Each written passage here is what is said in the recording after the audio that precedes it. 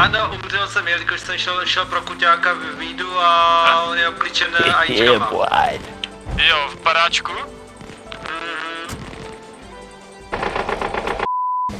Ej jo. Tyba, Dave si zase ukradl turbokáru.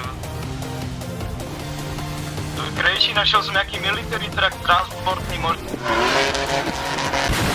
Hele, přímo tam, kde jsou ty nůžky to zničit, tak tam to je. Tam jsou po levé straně kontejnery. Fakt bylo na náměstí toto. Amo. Brzdí, brzdí. Kurva.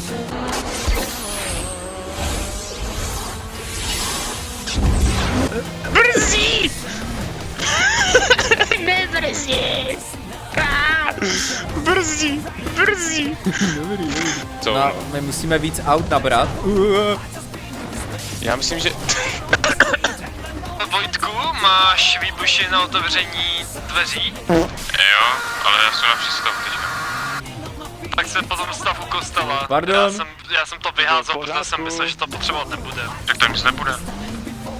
Bylo to zamčený ty dveře. No, já se tam potom stavím. Máš hodně granát.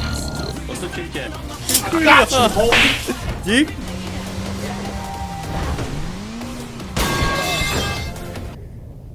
Dave, dobrý. Dave! Dave! Ne, stoj! Dave! Dobrý, můžeš jet. No a nahoru k tomu stanu to vylož, jo?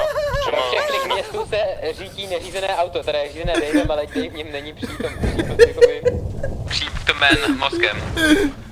To víme všetci, neboj.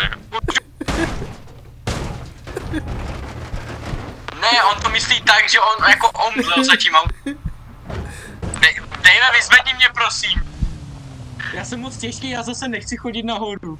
Jo, v pohodě. Kolár, máš tam nějaký Mně auto? se to nějak seklo, bez píče, mně se to seklo a pak jsem se už viděl v tom Jo, sloupu. máme tady sanitku s Ondexem. No, ty jsi udělal to, že ty jsi vyskočil a my tam máme kna. Nebo je tady ještě jeden nákladáček, Ty čuráku, ne, já to Bye, have a great time. Dave zase omdl, já jsem s ním v autě, pomoc. jako fakt, na to my se budeme asi dělat bingo.